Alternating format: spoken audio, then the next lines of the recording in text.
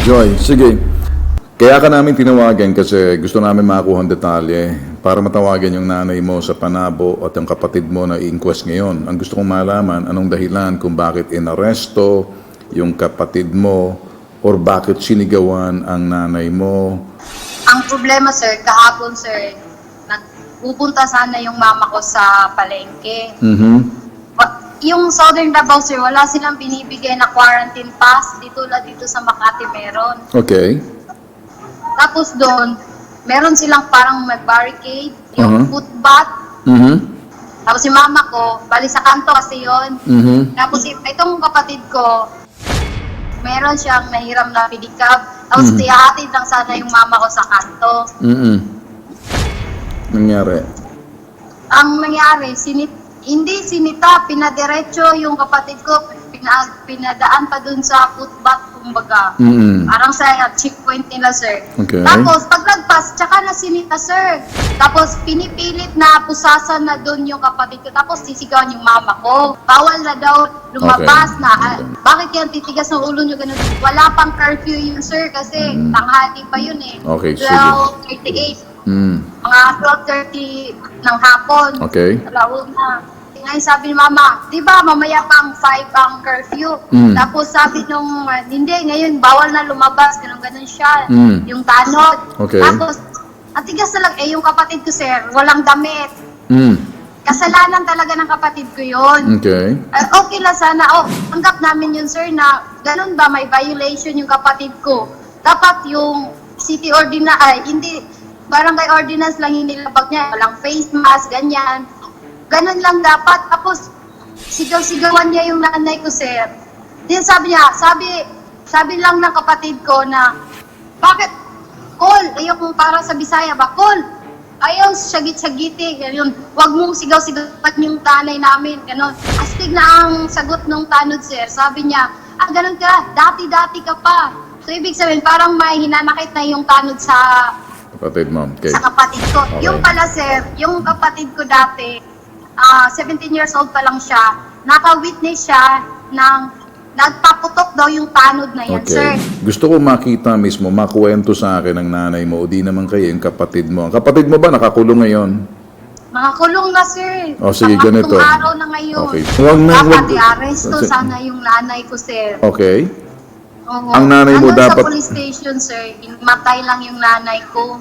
So, dahil hinimatay ang nanay mo na inaresto nila, ang ginawa, kapatid mo na lang ang inaresto.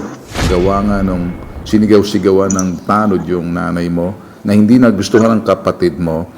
Kaya nandoon nag-umpisa na parang resisting arrest. Disrespectful to the authority. Parang ganun ang dating. Tama? Oo, parang ganun nung nangyari, Sige, sir. sige. Ganito ha. Tatawagan namin ang nanay mo. Pagkatapos, kakausapin namin kung ano ba talaga nangyari. Okay? Nasa police station pa siya, sir. O di tatawagan muna natin yung nanay mo sa police station. May Sige pwede po. naman sumagot yung nanay mo. Okay? Relax ka lang ha. Hello. Okay, Eliazara, si Ben Tulfo to sa Bitnag, ano? Oo. Okay, Eliazara, nakausap kong anak mong si Joy. Siya nagsumbong sa akin na inaresto raw ata yung anak mo kasi nga doon sa may panabo. Ano ba talagang kwento? Pakikwento mo sa akin, Aling Eliazara. Ako, papunta akong Palawan. Kasi may padala yung anak ko na pera 800 para panggata sa anak niya. Okay. Tapos, yung tanod namin,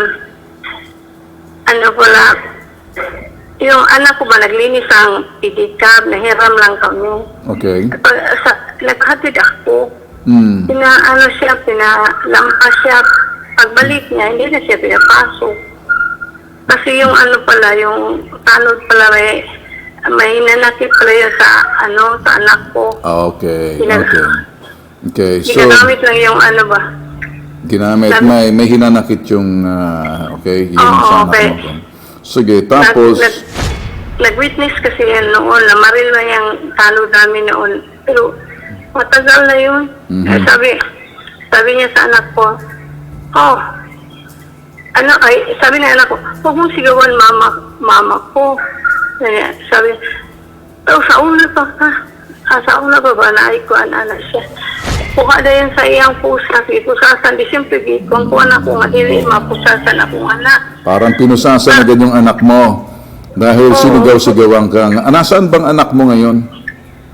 Nandito pa sir, nandito ako sa presinto. Sa presinto, Kaya okay. hindi pa oo. Inaresto bang anak mo? Inaresto yung anak mo? Inaresto sa tanod. Pero inaresto, yabay, ini-inquest ngayon. Oo, opo. Ano daw ang dahilan ba't siya inaresto? Nasa police station ka ba? Opo. Oh. Wala siyang mask, wala daw siyang damit. Short lang. Ah, short lang. Napakit lang ako. Okay, sige, ganito. Dapat- Nasa istasyon ka ngayon ng police. Oo.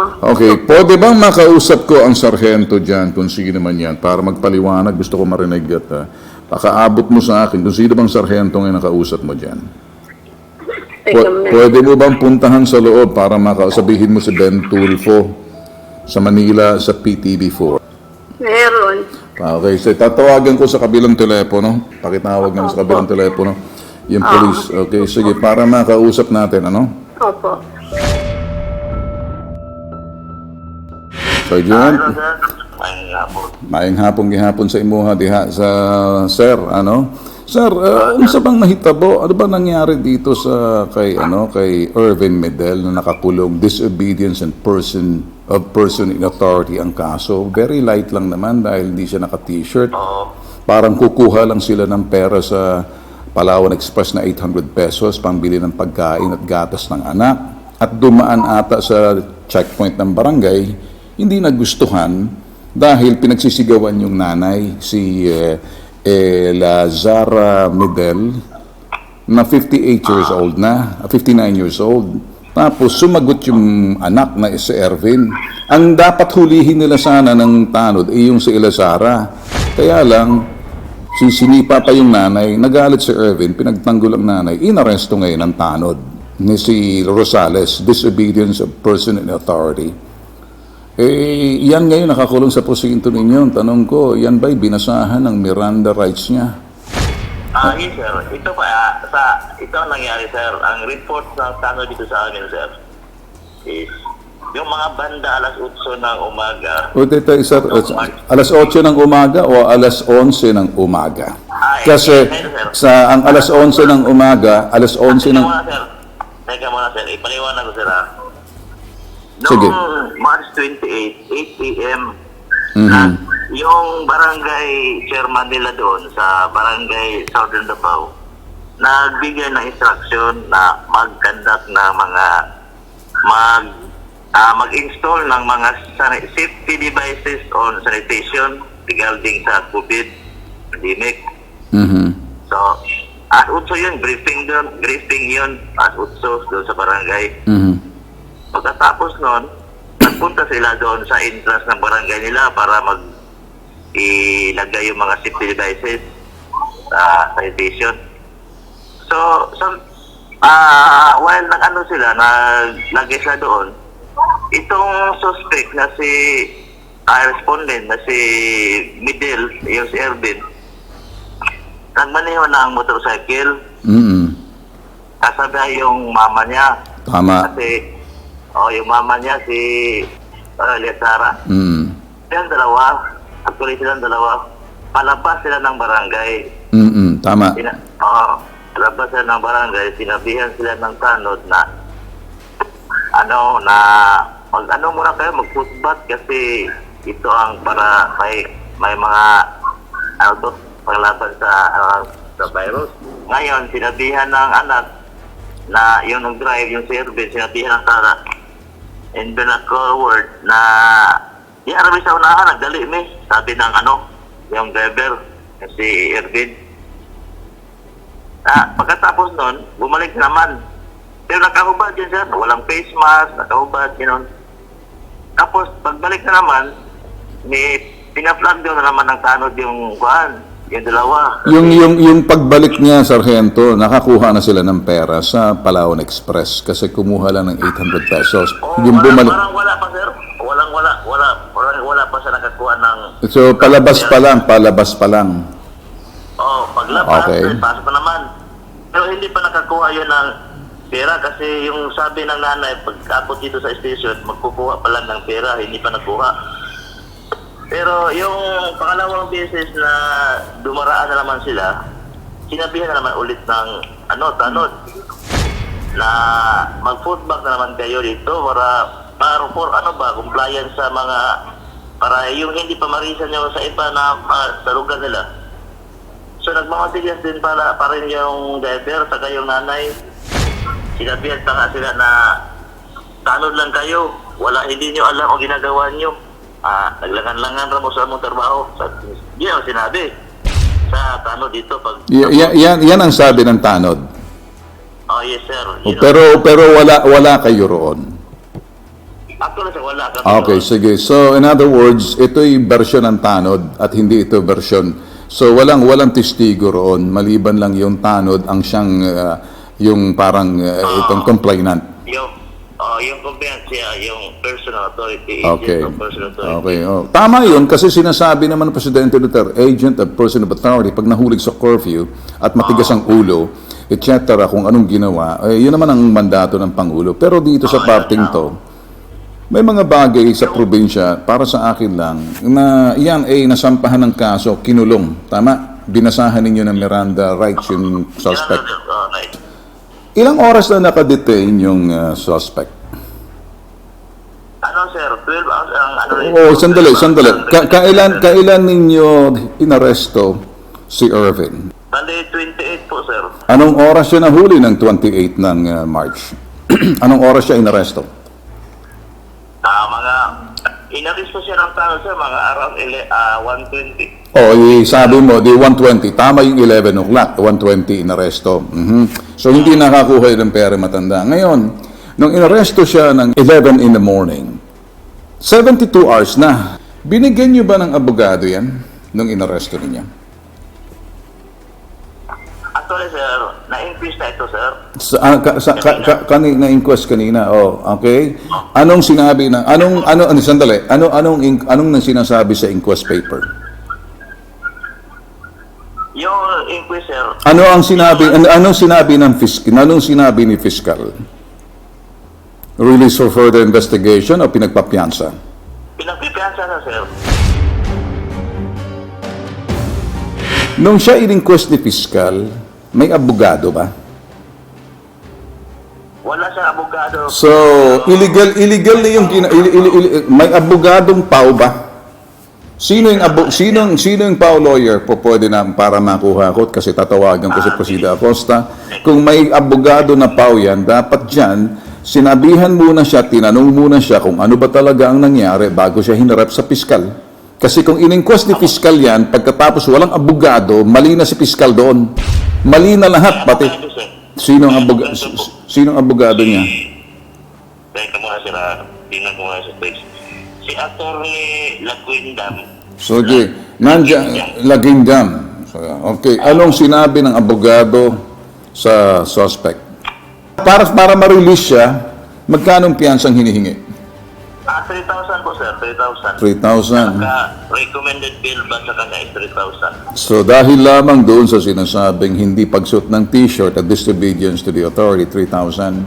Tama? Yes po. Hindi mo ba alam sa panahon ngayon hirap mga tao walang trabaho at pagkatapos yung 800 pesos na dapat pangkain ng mga tao, ipapiyansa ngayon dahil sa kalokohan itong Rosales na to. Kung sakaling may sinagot-sagot man, dapat maging pasensyoso tayo rito dahil hindi naman ang laban, hindi naman nakipagsuntukan sa barangay tanod o sa barangay chairman. Dapat binalalagpas na lang yan. Pinagsabihan na lang sa prosinto, anong ginawa ninyo kung kayo mga pulis? Sino bang nag-aaresto yan? Citizen's arrest ba yan pagkatapos binigay sa inyo? Ano bang ginawa ng tanod? Nag-citizen's arrest? Yes, sir. Okay, ganun. Sandali.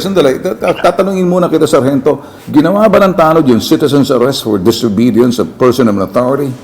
Yung tanod mismo talaga ang gusto mag-file ng case against kay Midel Kasi may galit si Midel, ang kwento niyan, merong problema dahil naka-witness si Midel sa krimen na ginawa nitong si Rosales ng paputok ng barel. illegal discharge of firearms. Kaya ito ay parang paghihiganti lang. Hindi namin alam yan. Yan, hindi mo alam. Ikaw, pulis ka, sa nakita mo, anong mali, anong tama? Tatanungin lang kita para makita ko kung anong nakita mo rito. Anong mali?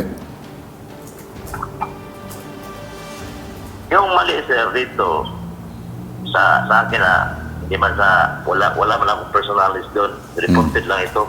Okay. Pero sa akin, maliit na bagay lang talaga ito. Alright. Lumaki lang ito nung nagkasagutan na sila. Okay. Doon sa barangay at saka pag-abot na dito sa station. Then ako, pinag-ayos ko yung dalawa. Ayaw Tapos talaga yung ng tanod.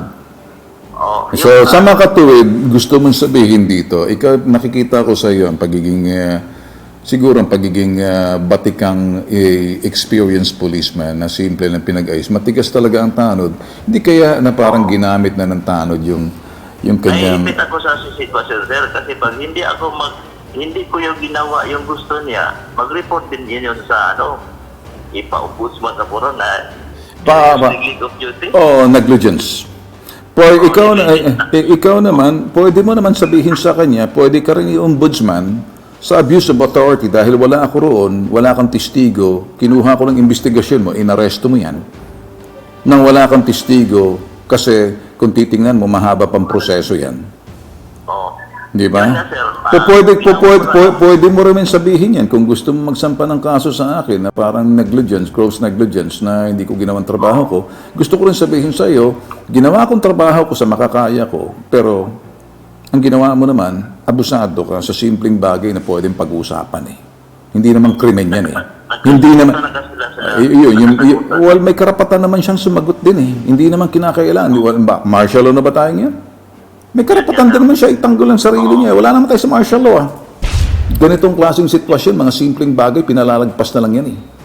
Wala namang krimen yan, wala namang rape, wala namang pagnanakaw, wala namang physical injury. Doon sa ginawa mo, dapat sinabi mo na lang doon sa barangay tanod na parang nagpulis-pulisan. Parang ibinigay mo ng yung iyong pagiging pulis doon sa putok sa buhong tanod. Nandun na tayo, sir. Pero yun kasi yung tanod, sir, yun talaga ang nagpursige talaga. Yun ang mainit. Ngayon, kung gano'n ginawa mo, sinulat mo na lang gano'n, porsige, dapat sinabi mo sa fiscal din. Dapat sinabi mo rin, dapat humarap ka sa PAW lawyer at sinabi mo, paano ba to PAW lawyer? Kasi kung ikaw inayunan mo, parang, paano kung maraming mga tanod ngayon, maraming mga barangay chairman ngayon, mga abusado, maraming ngayon gumagamit ng kapangyarihan, mali. Mali ang kanilang interpretasyon sa sinabi ng ating presidente. Kung may krimen, kung matigas ang ulo, kahit na curfew na, gabi na, lumalabas pa, nagiinuman sa kalye, sinabi ng Pangulo ito sa telebisyon, kami alam namin yan eh. Pag kayo uminom-inom sa kalye at kayo tinasinatan ng tanod, ayaw nyo pa rin, magulo kayo, abay, kunin yun, arestuhin nyo yan. Kung kayo'y matigas ang ulo, arestuhin yan. Kasi kung hindi, ang tanod masasampa ng kaso. Iyan lang naman parang kumuha lang naman ng derenive lang may nanay. So mga bagay na kuminsan, nasa authority pa rin ng police na sabihin, simpleng bagay lang yan. Ngayon, kung gusto mo talagang sampa ng kaso yan, ay kinakailangan siguro, gusto kong ilagay dito na light lang naman yan. Wala namang nakakita kundi ikaw lang eh. Wala namang witness. Ikaw naman sa fiscal. Anong ginawa ng fiscal doon? In-interview yung tanod at saka yung respondent. Tapos doon sa PAW na naman, interviewin din yung respondent. Hindi pwedeng i-inquest na walang abogado. Kaya ang abogado, ipagtatanggol kung may aabuso man panlalabis ng mga authority. Tulad nito. O pinakinggan din ang fiscal si tanod kasi na-increase man. May probable cause man dito na. Ano ba nakasulat doon sa report mo? Yes, sir. Email ko ito. Hindi, ano bang sinulat mo na simpleng bagay lang tapos lumaki lang din kasagutan sila? Oo, yung palot ulit na mga rason nila na nilagay doon sa barangay. Dahil di silang kaintindihan sa barangay, nagkasuhan na lang. Yung mga simpleng bagay na hindi ginagawa, tapos na-insulto yung mga tanod, yun ang niya sabi. Alright. Sige, ganito na lang. Sargento. Okay, Sargento, nakita ko sa iyo. Pero dapat dito, ipairal yung pagkapulis ninyo. Kasi kayo yung kasi kayo yung person of authority, kasi kayo yung law enforcers. Merong mga regulators of the law, yung mga abogado, mga piskal yan. Pero yung mga tagapagpatupad ng batas, dapat yung tanod. Kayo ang alagad ng batas. Iba yung tagapagpatupad ng batas sa alagad ng batas. Yung tanod, tagapagpatupad lang ng batas. Kung hindi sila nagkaintindihan doon sa alagad ng batas, ang siyang gagawa ng paraan, sabihin, hindi lang kayo nagkaintindihan, simple lang yan. Huwag na natin palakihin pa. Masyado masalimot ng COVID-19, ginawa pa natin malaki. Pero ikaw, alagad ng batas. Kaya dapat yung pagiging alagad ng batas, doon sa iyo, sinabi mo, simple lang yan. Siguro, mag-ayos lang muna kayo, palamig muna kayo pareho. Yeah, sir, sinabihan ko naman sana ganun, pero... Mainit talaga si Tanod. Tanod, naiipit ako sa sitwasyon kasi pag hindi ako Di sana, kinonsulta mo agad muna yung lawyer. Tumawag ka muna ng abogado. Tumawag ka rin muna ng piskal para kumuha ka ng sinasabing advice. Para hindi na pag-aaksayahin niya, walang katorya-torya yung reklamo na yan. Parang kung minsan nagpapataasan ng... Sir, itong mga problema na ito, kaya naman ito talaga. Pag yung iba, may iba, sir, ganito na yung mga kaso, hindi lang kay ito lang ngayon, sir. Meron din akong nasolve na ganito mga problema, sir, na hindi na umabot sa piskalya kasi naiintindihan naman nila yung mga sinasabi ko. Sige. Ito lang talaga, sir. Sige, ito sir. lang talaga po na hindi ko na Okay, sige. Sargento, naintindihan ko na ang kalagayan mo. Okay? Ibig mong sabihin, matigas lang talagang ulo nitong si Danilo Rosales na ayaw niya talaga magpatalo dahil siguro nakuratan ba sa posisyon niya. Kaya, sir, siyempre yung problema na yan sana to. Pero yun talaga nangyari. Alright, sige. Magipag-cooperate sa akin, Parang lumalabas, mas makapangyarihan si Tanod. Ay, sir. Kawawa naman yung simpleng mamamayan na boss natin. So ang ginawa, pinagpiyansa ng 3,000. So paano ngayon? Yung 800 pesos na pangkain, ipapiyansa. 3,000 yan eh. Problema talaga yan. Nakita mo? Pero yan man talaga na represented bill sa nag-fiscal yan, sir. Para talaga kung magawa dyan sa fiscal na yan. May number ka ba ng piskal? Meron, sir. Pwede bang ibigay mo sa amin? Tsaka may number ka ba ng lawyer? Pwede bang makuha para medyo makausap din natin? Para sa susunod hindi na mangyayari, mas madali na para sa inyo. Kasi alam ko ikaw, nakikita ko nagbabalanse ka eh. Yes, sir. Nagbabalanse ka. Nilipinsaan ko lang, sir, kasi mahirap kasi yung makasuhan ka. So, naintindihan ko na. Sa totoo lang, Sargento, tatay ko naman ng pulis din naman eh, Colonel Tulfo, naintindihan ko yan. Bigay mo na lang sa amin yung number ng piskal, at saka number ng PAO. Yung PAO, sir. Oo na lang. Text mo na lang ha? Oo. Daghang salamat ha, daghang salamat. Okay? Okay, sir. Salamat din, sir. Ito kung minsan ang mahirap, may mga pulis na veterano na sa simple mga bagay na kapareho na to, sinabi ng sarhentong kausap natin, kung hindi niya man gagampanan ng kanyang trabaho, na talagang pinagigiitan itong putok sa buhong barangay Tanod na may alitan doon sa kaalitan yung biktima, si Ervin Medel. Kung hindi niya daw gagawin trabaho niya, siya naman masasampa ng kaso ng ombudsman. May punto siya roon. Pero sabi niya, sa tagal ng panahon, ako minsan siya ay nakakapag-solve din ng problema, nakakapag-ayos. Dito, mainit lang talaga itong Danilo Rosales, na kung minsan dito yung pang-aabuso. Napunta sa piskal. Hindi ko alam kung ang piskal may pagkapulpul na simpleng bagay lang. May mga tangang piskal para magagawa ng inquest. Hindi ko alam kung tanga rin yung lawyer. Yun, ang mga simpleng tao na maaaring sabihin natin, wala namang masama sa isang anak na nakita yung iyong nanay na binabalahura na ng mga tanod na to the extent na sinipa pa ng tanod na bata at dinipensa lang ng anak. So sa nangyari dito, pakiingatan nyo sa panahon ng COVID-19. Hindi talaga maiwasan pang-aabuso.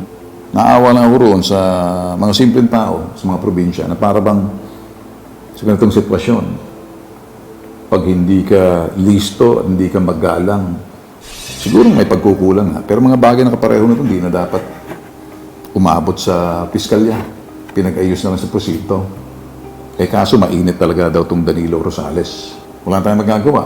Magpapiyansa ng 3,000 si Erwin kasi hindi mo talaga marirelas yung tao dahil lamang dito sa sinasabing disobedience of persons of authority.